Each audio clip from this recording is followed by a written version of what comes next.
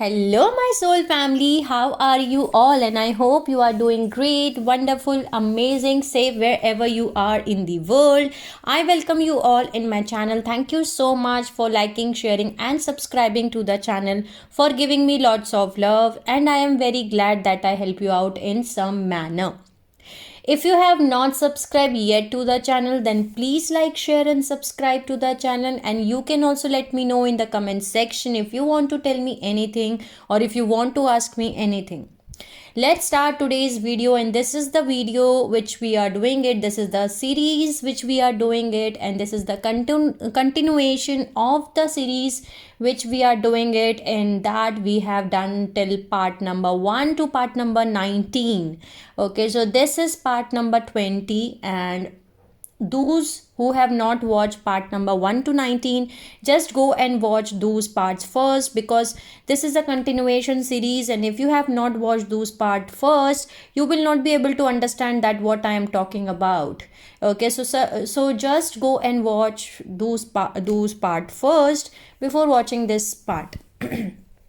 So let's start today's video, and I am sorry in advance because still I'm having cough and cold. So yeah, maybe I'm coughing a lot, so sorry for that disturbance in the video. So let's start today's video. So in the previous part, which was part number 19, we get to know that how the Lucifer rebellion was started and how they were aiming for the stellar activation cycle, okay, which was supposed to happen in 22,326 BC, but that stellar activation cycle became a stalemate. Okay, because it become a stalemate because when the stargates open, the guardians, okay, the founder races, the guardians, they foreclose those stargates, and many things has happened. Okay, so when they were aiming for the stellar activation cycle in 22,326 BC, okay, there were also a group of Eieyani people, who were seeded here on the planet Earth. And Eieyani is refers to of the Yanas, of the ascended masters. Okay, so they were the ascended masters basically, who were incarnated on the planet Earth, and they came into the group pairs, okay, into the gender twins. And there were the twin flames. They were the twin flames. One of them were male and one was female. Okay, so let's start. And in the previous part, we get to know that there was a great deception which was happened. Okay, so the great deception was given by the Thoth. Okay, so now let's start this video and let's see that what was the great deception, okay, we are talking about, and many more things. Okay, so when the Lucifer rebellion, who was aiming for stellar activation cycle in 22,326 BC, in 22,340 BC, our good buddy Thoth, who was the universe was very proud of, and founders loved him very dearly, because all of he had done to try to help to rehabilitate the Annunaki races. So he caved into pressure and he orchestrated something we called the Great Deception, because he was so trusted that he was allowed into the colonies of Eiyanis, who were the ascended master groups that came on Earth, okay, incarnated on Earth, and they came here to use the Stargate 6, okay, which is Sirius B's, okay, to open it, which we called as the Hall of Amorea passage, or the third eye of Horus. Okay, it's Stargate 6, which runs from Sirius B down into the Earth. So it's like a passage connected to the main passages. So they were going to use it to run enough frequency to override the Nibiru and Diodic crystal grid, where it was coming up in, and what is now in the area of Stonehenge. Thoth was supposed to assist in that process. So he was also given the Cloister Dora Torah plates, which we called as CDT plates, he was also given the CDT-Plate 11. So they are total 12 CDT-Plates, which we call, the full form of CDT is Cloister Dora Tarot plates. Okay, so basically these are small discs that store all of the information that has to do with the race history, planetary history, okay, the Templars, the mechanics, all of that information and history is stored into these CDT plates. Okay, so Thoth was supposed to translate, the CDT-Plate 11 verbally, not in written form, because there was too much corruption to put it in written form on the planet. Then he was supposed to take that collectives of Melchizedek races, which were half human, half Annunaki, and he was supposed to teach them the truth. Okay, the law of one, the Maharata realities, the inner Christos. So these CDT plates, these are also a frequency holder and transmitter, so they can also transmit frequency that will activate something else called a Signet shield. Okay, so I told you that there were 12 CDT plates that were created at the same time as 12 Signet shields look like hubcaps. Okay, so Signet shields were given to the angelic human races in 246,000 BC as a part of Emerald Covenant.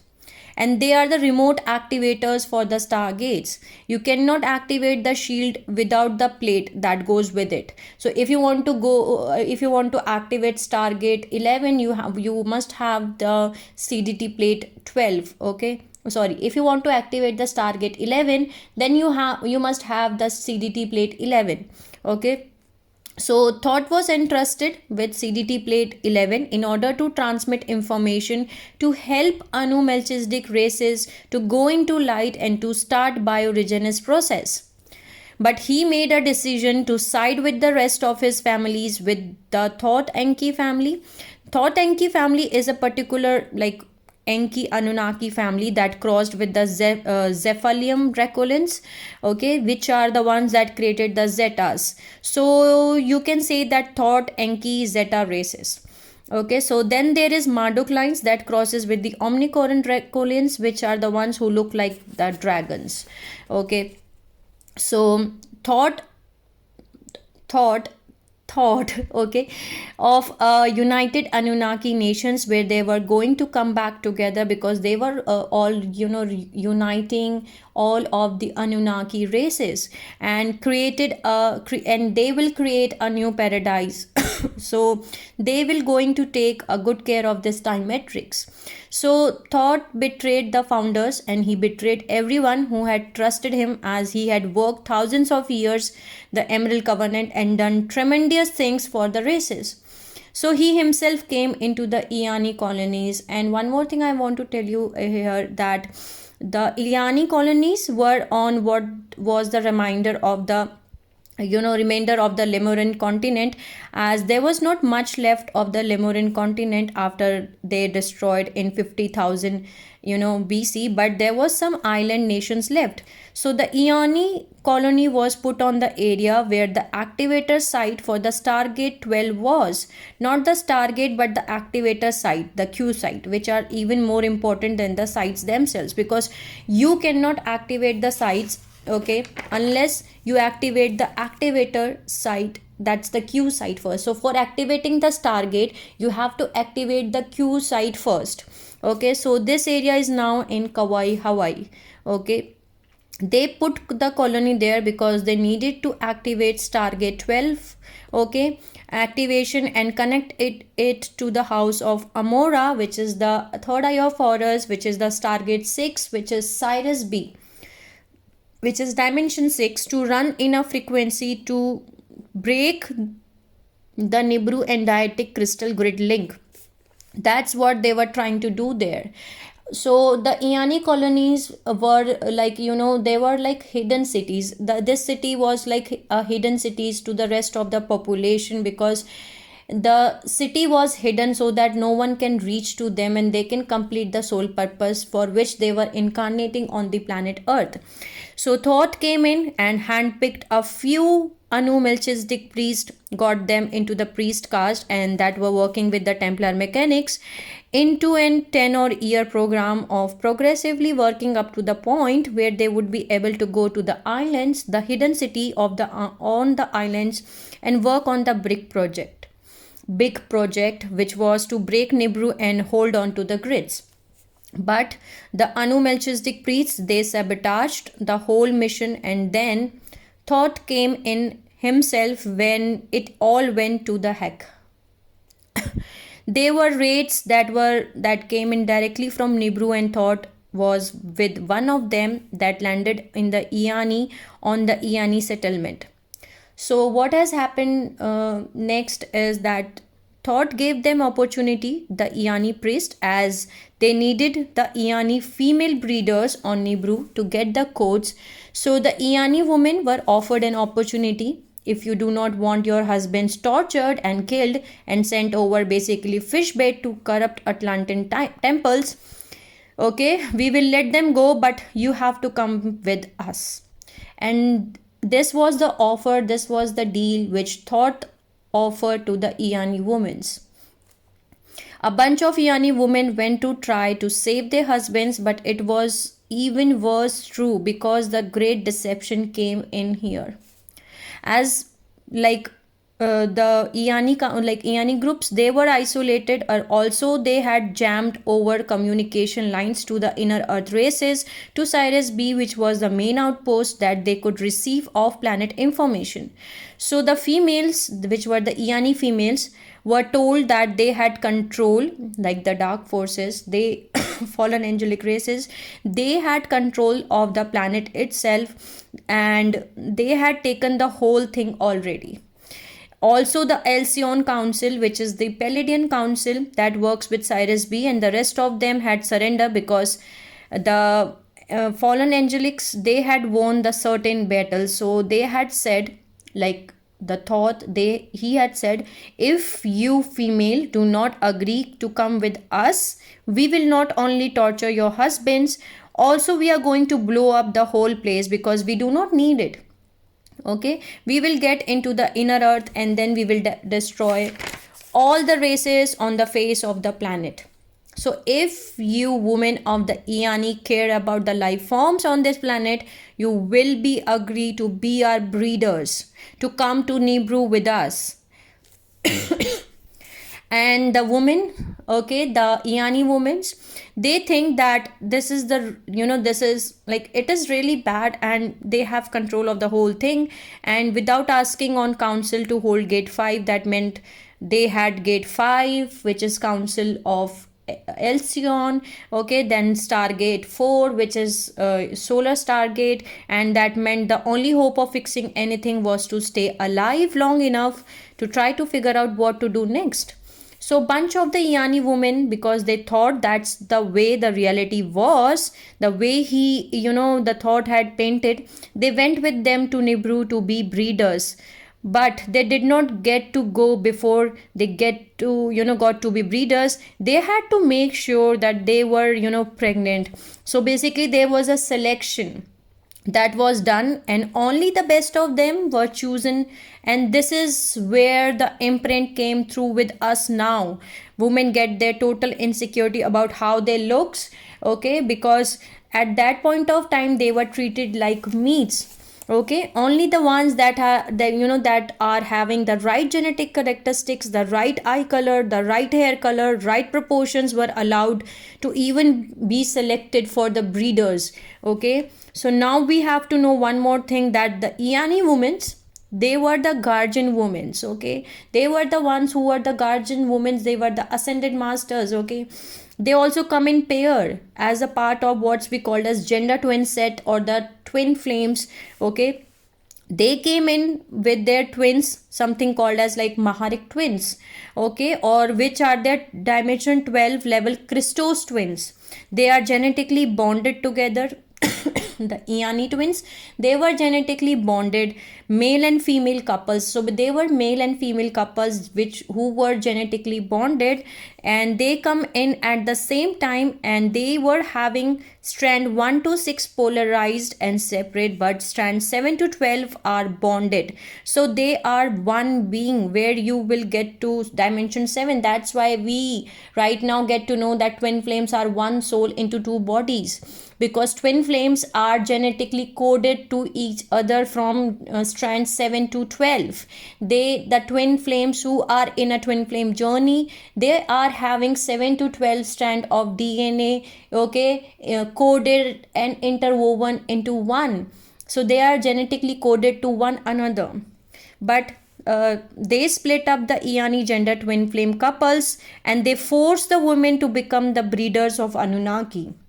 They rape them whenever they necessary, and if they like the one that did not want to play the selection thing, they happen to be able to get them to conceive. They would be keep them tied up, they will tie them up until they delivered. So the thought deception was so horrible that it just sent ripples all the way up through the time matrix, because this person had been trusted, and he was having his possession on CDT-Plate 11, which was the activator disk for Shield 11 that could activate the activator site for Stargate 11, and which is the one which is the one they want, because that's the one they want to close everything down at dimension 11 level, and they want to run it from a reverse matrix dimension 11.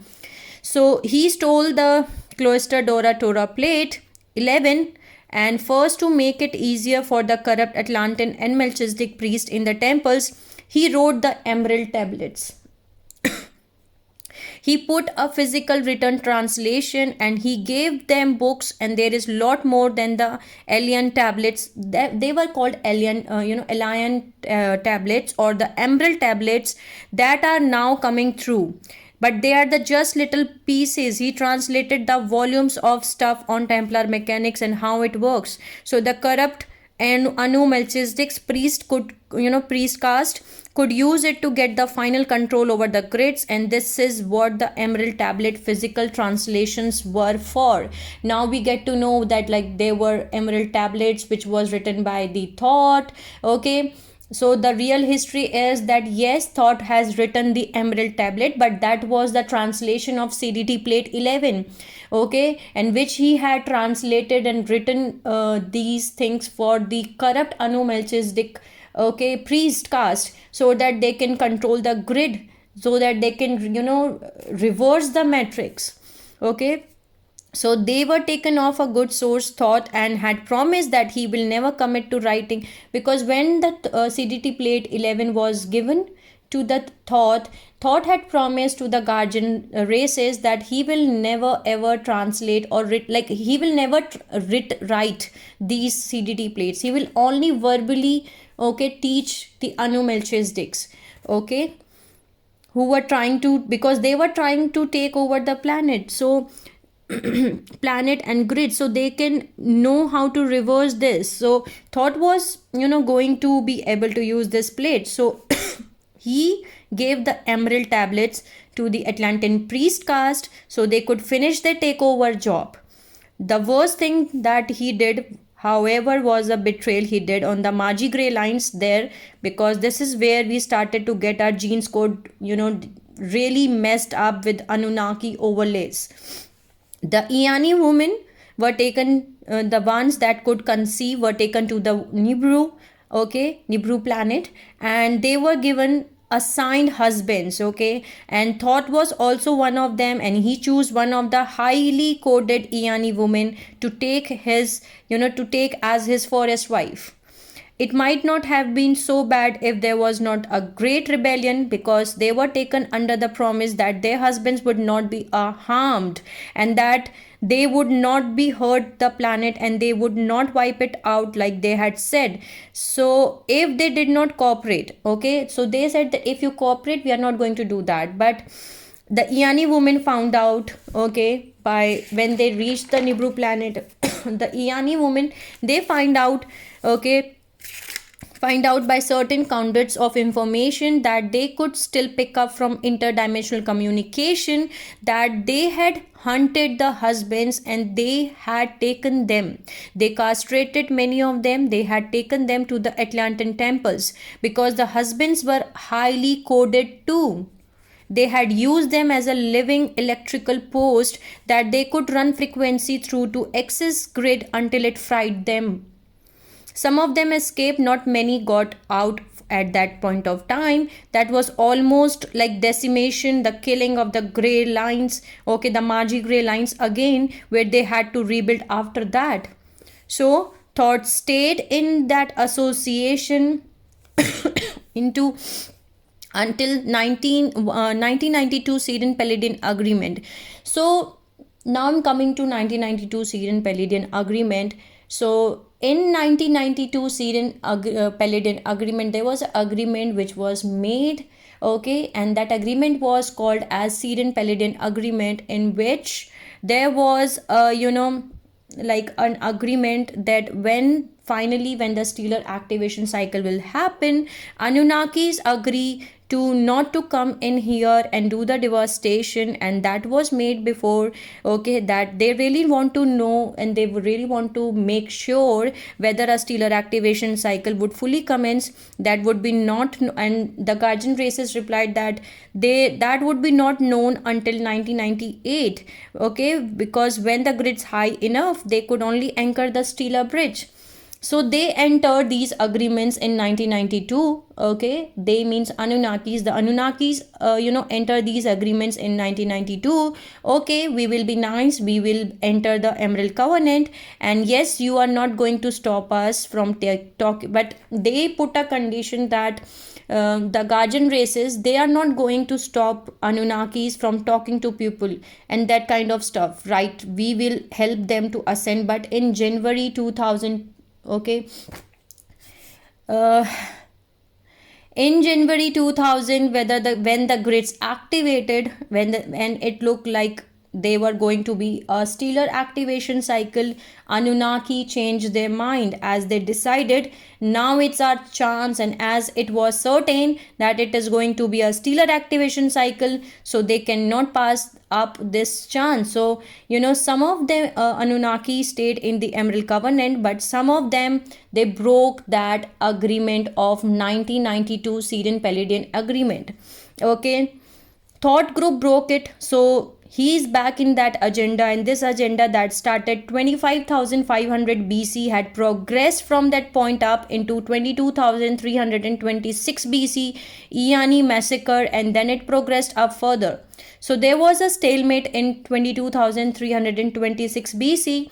So what happened is that they decimated the Eieyani civilization, but the guardians managed to do enough with the grids to get the gate shut down. It went into the pole shift again, okay. Fallen angelics need to gates open, okay, to finish what they have planned to do so. But fortunately, the guardians were able to foreclose the stargates, so it was left as a stalemate, okay, to the next stellar activation cycle, and that's when it would be finished. So when the stargates were foreclosed, that created the condition that led up to a glacier period after that in 21,000 BC to 14,000 BC, and that was actually amplified in 20,000 BC when they took, okay, what was happening in the grids and made even worse as they went for the quest for Stargate 11. So the guardians were hanging on Shield 11, activators for Stargate 11, and then Thoth and his group hanging on CDT-Plate 11, and the guardians had finally stole it back in 1999. Okay, what the basic thing is that Anunnaki want to do is that they want to get control of Earth's planetary grid under a reverse dimension 11 code. That means it can run 11 dimensions of frequency, but it will run on a reverse matrix file letter sequence, just like Nibiru. Now the Dracolians, they hate this because the Dracs had 10 code DNA. That means that they are having 10 strands of DNA, so they cannot live on 11 code DNA planet. So they want to get rid of the Anunnaki and they want to take over from Stargate 10. So there has been two different groups fighting and questing for Stargate Shield 10 and CDT-Plate 10.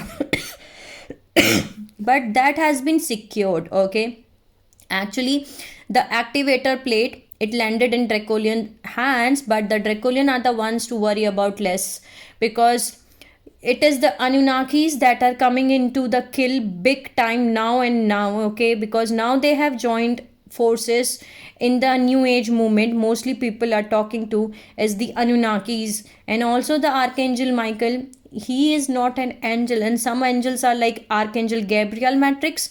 They are okay, like they are affiliated with Emerald Covenant, and they are out of the Anunnakis. And as they are also Anunnaki, but they are okay because they did not go over into the negative agendas.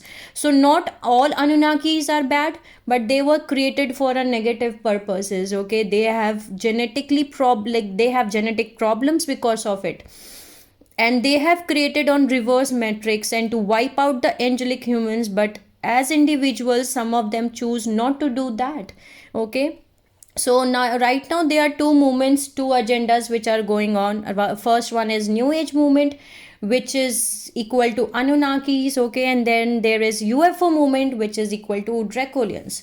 So in 1992 Sirian-Pleiadian agreement, okay, the Anunnakis agreed, okay, with the guardian races that they are not going to do the devastation, and they are going to cooperate with the guardian races when the stellar activation cycle will happen. Also Anunnaki,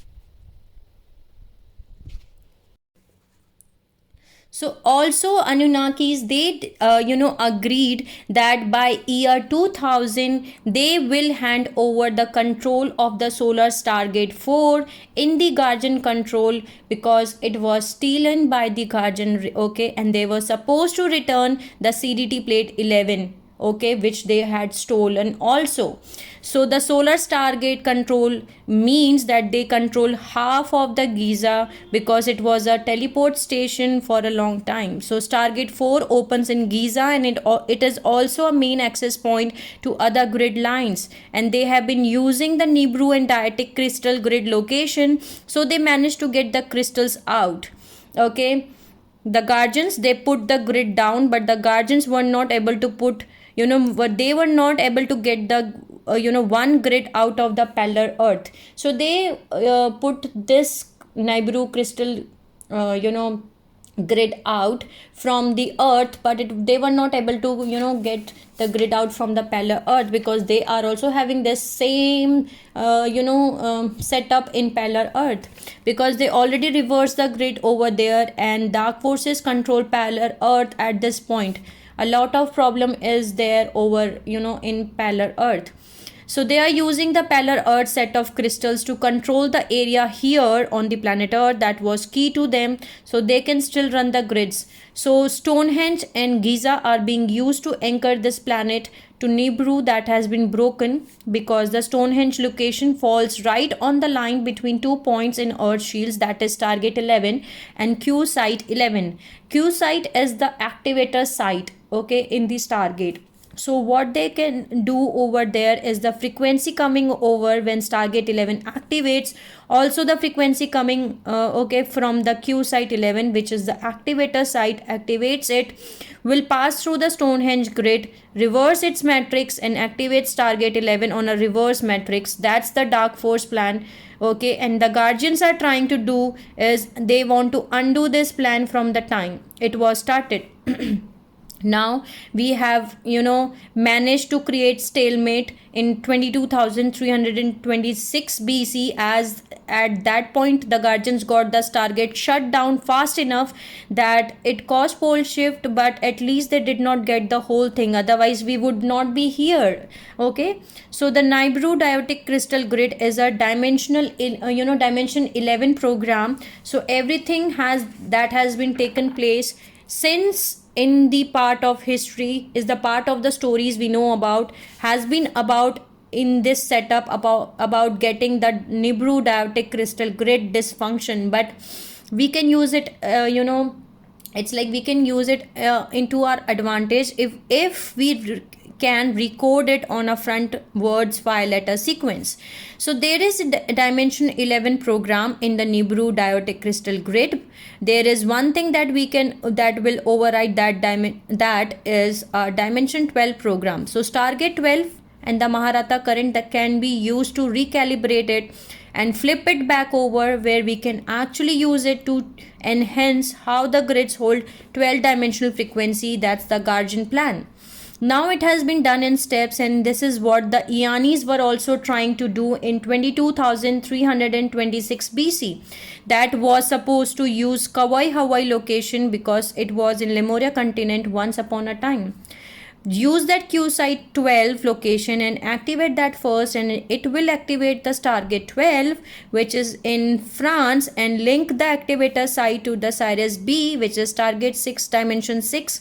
Stabilize the frequency from dimension 6 level, which overrides the dimension 4 level where the Nibiru ones have it, and part of Stargate 5 is compromised by the part of the Alcyon Council called the Ashtar Command. So it is the Nibiru inversion of the Alcyon Council, as they were the ones cooperative with us, both Ashtar Command and Galactic Federations.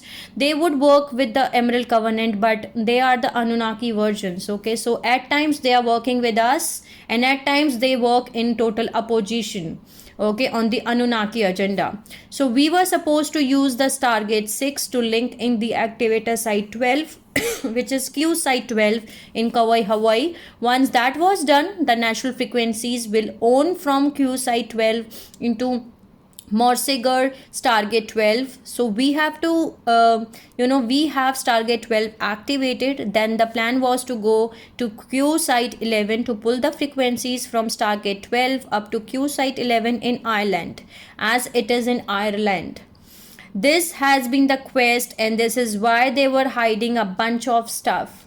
Stargate 11, Q site 11, they were in Atlantis, in Lohas Atlantis. That was the northeastern Atlantis, and they rename it as the big secret they were trying to hide, and what's going on with Stargate 11 and Q site 11. So Stargate 11 is in Stargate 11 is in place which is called as Vale of Pewsey in southern England, which is a place between Stonehenge and Avebury, Avebury, right in between. If you locate, it's also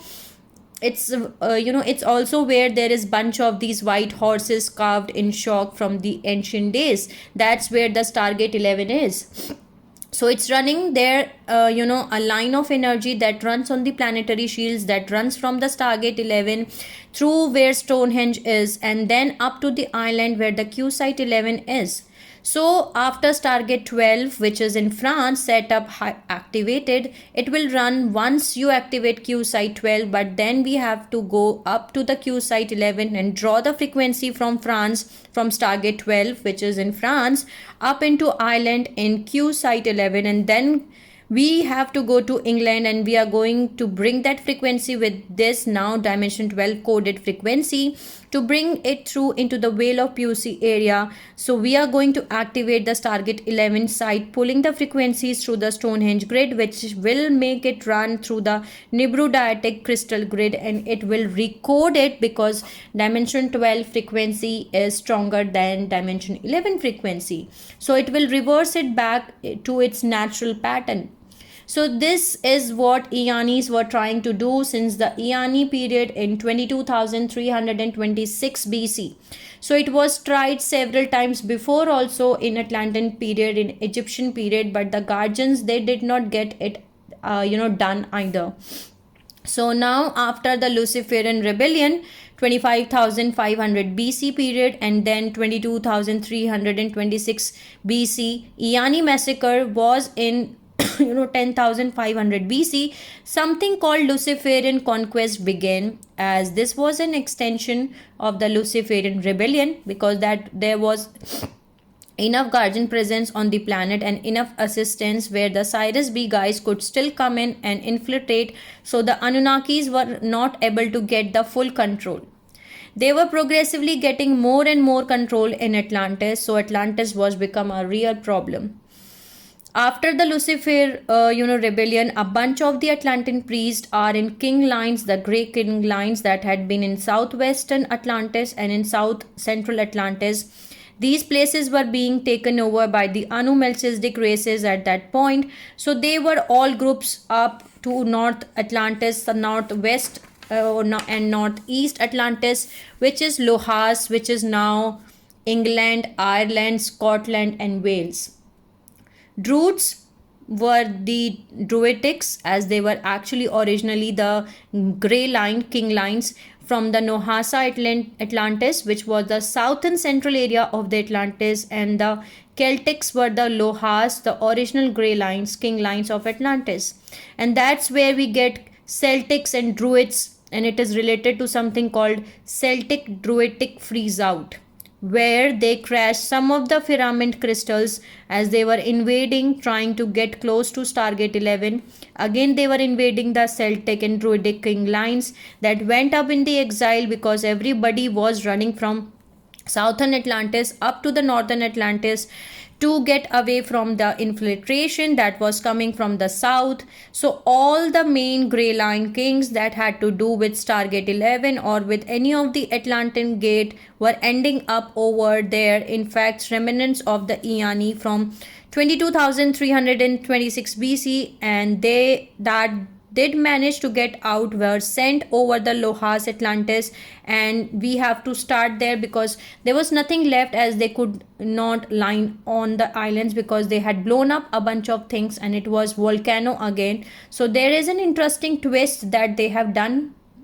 If you ever read of any of the Celtic history, they say that the Celtics were the guys that came from Russia and they painted themselves blue when they were like the real warrior type. So they were not Celtics, okay? They were not Celtic people, as it was Anunnaki history.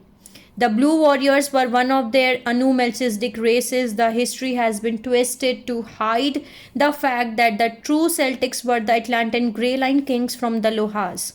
Same with the Druids, because they were from Lohas that had gone up to Lohas to get away from what was invading them.